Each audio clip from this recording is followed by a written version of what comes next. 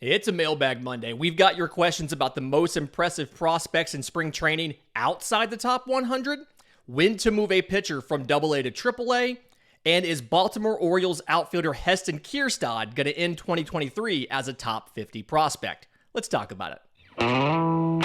You are Locked On MLB Prospects, part of the Locked On Podcast Network, your team every day.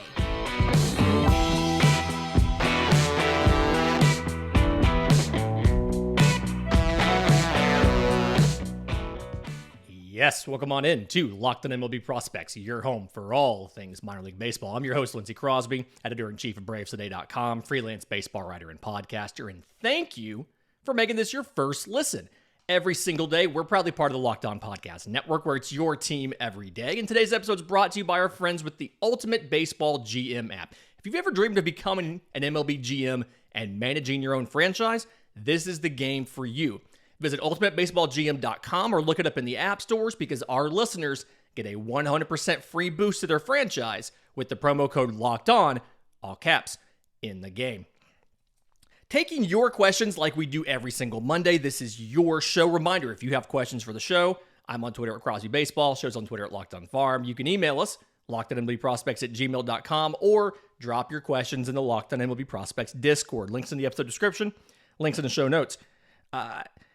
SF Giants Cam in our Discord asked about the most impressive prospects outside of the top 100 in spring training. Like, we all know Jordan Walker was very impressive, and he has made the Cardinals for opening day. Excited about that. But guys outside of that top 100. So I've got three names for you. One of them is a little bit of a cop-out, I guess, because I found out after I made my notes, MLB Pipeline has him in like 90th.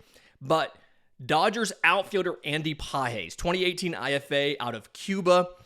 I got 132 games in AA last year, 236, 336, 468, 26 home runs, 58 extra base hits, 62 walks to 140 strikeouts, and 6 of 9 on stolen bases. The numbers from this spring for Andy Pages don't necessarily jump off the page, right? 4 for 17, a double, 6 walks to 6 home runs. 6 walks to 6 strikeouts, opponent quality of 6.6. But this is where, and we talked about this last week, this is where some of the stuff that you view in person can make you realize we have to change our notes on the player. He's dropped something like 30 pounds, right? So he went into last year at something like 235, 240 while standing 6'1". And so a lot of the notes from watching him last year in AA Tulsa was the speed had slowed down to 30, didn't have as much mobility as he needed to. The lower half was a little too thick. Well, like I said, he's dropped about 30 pounds. He's reportedly somewhere around 205 or so. It's that classic story of guy shows up to spring training in the best shape of his life. But it's something where, from what I understand, the Dodgers didn't tell him to do it. This was all on him. He did this himself over the offseason, just wanted to be healthier, wanted to feel better, like he was better able to do stuff. And he said that he felt like he hadn't lost any strength. And a lot of the preliminary results from batting practice, things like that, bear that out. And so if that is the case, if he legitimately has not lost any sort of in-game power, you're looking at a guy with probably a 70 grade power tool, right? I mean, easily 30, 35 home run power. Something where athletically the swing wasn't maybe always optimal. It was a little bit because of the way he swings uphill. You have an issue with elevated velocity. You also had an issue between that and between his swing decisions on sliders. You could see him get got by things away. Being a little bit lighter, the thought process would be he's better able to make adjustments physically during an at-bat, things like that. Also, it does raise the ceiling a little bit for his defense. If he can get back just to 40 grade speed, you're looking at a guy that already had good reactions in right field. But now if you can get the speed a little bit better, he projects out to be maybe, instead of being an average defender, to being possibly an above average defender. And to go along with this, he has like a 70 grade arm and he's gotten better with the accuracy. So I think Andy Pages, this raises the floor. If you're in a dynasty league, feel free to go look for him and see if you can find a low ball offer. He may not even be on a team in your dynasty league. I'm in a 16-team dynasty league with, I think, 12 minor league spots, and he's not on a team in my dynasty league, so I'm going out and getting him. Second guy, right-hand pitcher Jackson Rutledge of the Washington Nationals. 2019 first rounder out of junior college, 6'8", 250. Humongous, intimidating person. And the stuff is fantastic, but the stats have been underwhelming. So 20 games last year in low A at age 23. Obviously, he lost 2020. He then had shoulder issues, blister issues, did not look great in 21 before he looked a lot better in 22. But 5.36 ERA in 97 and a third innings in A-ball. 99 strikeouts, so 9.2 per 9 to 29 walks, 2.7 per 9, 7 home runs allowed. This spring, 3 innings pitched, 1 hit, 1 run, 1 walk, 2 strikeouts. Opponent quality 7.3. He got 1 inning against Mets starters. He got 2 innings against the Tigers. Looked pretty good. The fastball is still a 70 grade fastball. Sits 95 or so, can touch 98. He throws both 4-seamer and a 2-seamer version of it. The slider is a plus pitch, sits in the mid-80s. Tons of swings and misses on it. And he's got a changeup in the upper 80s. It's fine. Didn't really use it a lot because he was a prep pitcher and they just never really needed him. Last year, it felt like he was very much a sinker slider guy. He's just trying to induce weak contact. And you can see that by the strikeouts per 9 being barely over 9. This spring, it feels like he's a little more willing to attack hitters with his stuff and get them to swing and miss and get the strikeout versus just settling for ground balls. I think it's perfectly feasible, perfectly reasonable to be a sinker slider guy. It does lower the ceiling a bit if that's the style of pitcher you are, so getting more swing and miss in his game is a good thing. The third guy is right-hand pitcher Ben Joyce of the Angels. And this actually was also asked on Twitter from Angels fan 1522 about Ben Joyce and his control and how you go about fixing that. So, reminder on Ben Joyce, 2022 third rounder out of Tennessee. It's pretty much famous last year because he hit 104 in a game. That fastball is an 80 grade fastball, but he looked good when he got to Double-A. He went straight to Double-A, 13 games, 2.08 ERA in 13 innings, 4 walks to 20 strikeouts. So far this spring, 6 2/3 innings, 4 hits, 2 runs, 6 walks to 10 strikeouts, opponent quality of 7.7. He's got control work to do, right? The fastball, obviously, we know it can touch 104. It's got run on it. It can sail out of the hand. The slider was a sweeper last year. It looks more like a cutter now, but I don't care what it is, provided that he can land it for a strike. Theoretically, he does have a changeup. I'm not sure if I've ever really even seen it more than maybe once, but in season, there's a couple things you can do to work with a guy on his control. So I think it's good that he didn't make the Angels out of spring training because he's got some work in. I want to see him probably go back to Double-A, be a lights out closer in Double-A before coming up. This is a scenario where he needs to better be able to land these pitches for strikes. And there's different drills and things that you can do to make that happen. But then also, he's got to show that he can work multiple innings or work multiple days in a row. So, between his time in junior college, his time at Tennessee, his time in Rocket City, and then in spring training, he's always worked on multiple days of rest. And, that's not how it works when you're in a major league bullpen. You're going to have to pitch on back-to-back days. And so, what I want to see is obviously the control get a little bit better. You saw the 4 walks and 13 innings in spring. And there's drills you can work on, things like that in your bullpen, stuff like that, as well as in-game scenarios they can ask you to focus on certain things to work on the control. I want to see him throw an inning, either get 1 day of rest and then throw again, or throw back-to-back. And I think part of this is going to come down to he's going to have to take something off the fastball to do it. But it's just 86% of his appearances have come on 2 or more days of rest. And if you want to be a big leaguer, you've got to be able to pitch on back-to-back days or to pitch on only 1 day of rest. You've got to adjust your mentality. And I think there's writing that trade-off of what can I give up on velocity to gain in control and gain in durability and stamina so I can pitch again the next day. I think that's going to be the ultimate decider. Once he makes that change, then he's going to be a candidate to get called up and work at the major league level for the Angels. In just a minute, I've got a question about, speaking of that exact topic, when to move a pitcher from AA to AAA. But first, today's episode is brought to you by our friends with Ultimate Pro Baseball GM.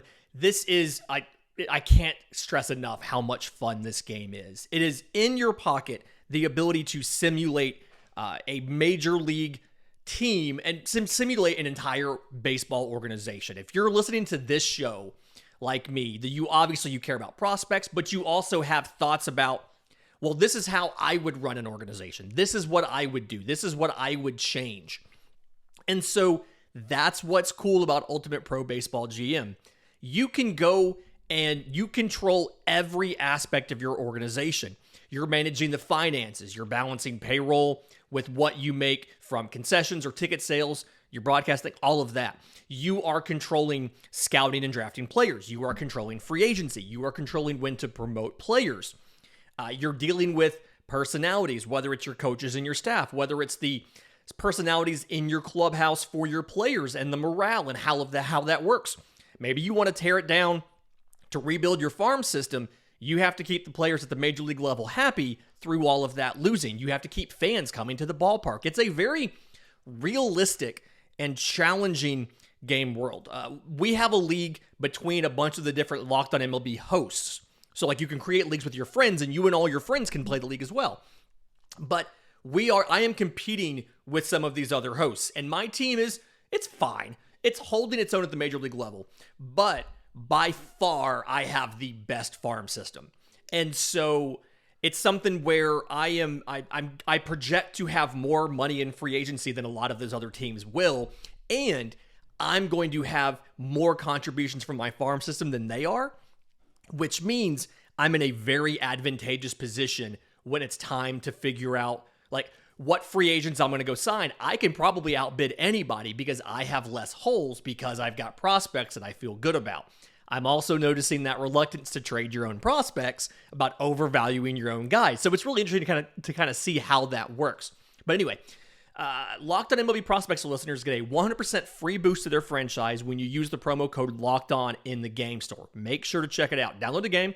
Just visit probaseballgm.com, scan the code on the screen if you're on YouTube, or look it up on the App Store. That's probaseballgm.com, the Ultimate Baseball GM app. Start your dynasty today. Really interesting question I got from at Coca-Cola on Twitter, also a Twitch streamer, really entertaining, go check it out. But he asked about what factors would you use to determine whether a AA pitcher should move up to AAA? And I think it's a fascinating question because if you think about it, AA and AAA exist for different reasons. They're both in the high minors, but AA is very much development. Our goal is to make these players better so that they can eventually help out at the major league level. The purpose of your AAA team is to help the major league roster win. So when you sign veterans to minor league deals, things like that, they are in AAA. When you have organizational guys that are quad A guys that may be an emergency call-up because you had 3 injuries in the outfield and you have to get through a doubleheader, or you need an extra arm for a doubleheader, that's your AAA team. And so I think there's different things you can learn at each level. I'm leaving a pitcher in AA until they've learned until they're solidified on the throwing part of being a pitcher, right? So I want to see the form and the delivery. Is it a smooth, repeatable, effective delivery? I want to see the command and the control. Can they land the pitches where they need to land the pitches? Can they spot the fastball where they're trying to spot the fastball? If they want the slider to be a chase pitch, can they effectively execute that? things like that. When they go to AAA, that's where I'm working on pitch mix and sequencing and some of that. The idea for me is AA, I want to make sure that you are effective at throwing the baseball. The specific types of pitches you are trying to throw, are you effective at throwing those pitches? When you get to AAA, that's where we're fine-tuning to make sure that you can use those pitches that I now know you can throw to get batters out. We're working on sequencing. We're working on pitch mix. We're working on the ways that you attack hitters, the situational stuff, things like that. So AA is making sure you are throwing correctly. AAA is making sure you are pitching. Now, that's my opinion. Maybe different for different people, but that's kind of how I see that. In a similar vein to this, where we're talking about evaluating pitchers or evaluating players to see when they can get promoted and things like that. Anthony Corona on Twitter, huge Modesto Nuts fan, asked about in-person versus video evaluation. And is there really a difference in the two, or can you get by with just video or just in-person, things like that? I do think that there are some things that you're only going to pick up on video that you're only going to pick up in person that you're not going to pick up on video, right? Things you're not going to see on the television broadcast. So anything that's about how the guy performs in play, like does he make the catch? How is the read route reaction in the outfield? Can he hit the slider down and away? That's all stuff you can pick up off of video. But the little things that don't come up on television, let's say it's a right fielder, okay? There's a ground ball in the infield. How quickly is he getting down the line to go back up the first baseman? There's a ball hit to left field. It looks like there may be a play at second. Is he rotating down to come provide support? You know, if there's a ball that's solidly hit to the center fielder, is he getting over there and attempting to back up the play in case that center fielder doesn't catch it? Effort, things like that. Baseball instincts, the type of attention they pay between innings, how engaged they are in the dugout, the relationships they have with their teammates. That's all stuff you can see in person that's hard to get off of the video feed. And so that's why it's important to try to do both. And that's why I don't always have the chance to travel to see prospects. Most prospects I don't get to see in person, but I try to read as many scouting reports from people that do go see these prospects in person to try to pick up on extra things like that, whether it's Baseball America, Baseball Prospectus, MLB Pipeline. A lot of those different organizations, a lot of those different groups do live looks for scouting. And you'll see a lot of those websites, when they do a live look, they write it up because there's more than just what goes into the player's profile that's always available to be seen. And I want to know that stuff. So there is absolutely value in going to look at a player. But at the same time, I do think you can get a lot of the in-game information from video. It's just not perfect. It's kind of like scouting versus analytics. Analytics can tell you a lot, but there's some stuff, especially the intangible stuff, the makeup stuff, that you can only learn from in-person scouting. And for prospects, it's kind of the same way. In just a minute, I've got a great question about, can outfielder Heston Kjerstad be a top 50 prospect for the Orioles next year? But first, today's episode is brought to you by our friends at Built Bar. The Built March Madness bracket is here. I know you've got a favorite bar or puff. Now it's the time to make it count. Go to BuiltMarchMadness.com to vote for your favorites. I am voting for churro. That is my absolute favorite flavor. If that is yours, you're voting for it too. Support your team. Support your bar or puff. When you vote for your favorite, and it should be the churro, you are entered into a drawing where 50 lucky Locked On listeners will get a free box of Built. And one Locked On fan will get a 12-month subscription of Built to have their best bars or puffs delivered monthly straight to your door. You've got to try Built. It is the best protein bar. They are amazing, and you will not even realize that it's good for you because it tastes so good. All Built bars, 100% real chocolate, usually 17 grams of protein, low in sugar, low in calories. So run to BuiltMarchMadness.com right now to vote for your favorite bar or puff. Pick up a box while you're there. You can vote every single day in March, so hop in and support your pick. Okay, so Brandon Dillman on YouTube asked us about Heston Kjerstad. What are the odds that he becomes a top 50 prospect at the end of 2023? And I think it's actually pretty good. So reminder on who he is, 2020 first rounder out of Arkansas, was considered to have probably the best lefty power of any position player out of college in that draft. Obviously no season in 2020, misses the entire 2021 season with myocarditis, inflammation of the heart muscle. So last year, he's 23 years old, and he's essentially starting at the bottom. He starts in A, he goes through A ball, he goes through AA. They send him to the Arizona Fall League to kind of catch up. And the stats aren't bad. So 65 games in the regular season last year, 309, 394, 457, 5 home runs, 24 extra base hits, 29 walks to 64 strikeouts in 65 games. So still, despite the layoff, only striking out essentially one time per game, and 1-for-1 on stolen bases.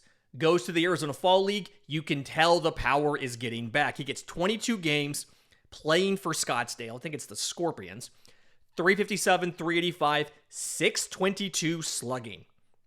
5 home runs, 15 extra base hits, 5 walks to 31 strikeouts. So strikes out a little more than you'd like, but the power absolutely comes back. And then this spring has looked even better. 381, 409, 810 slugging.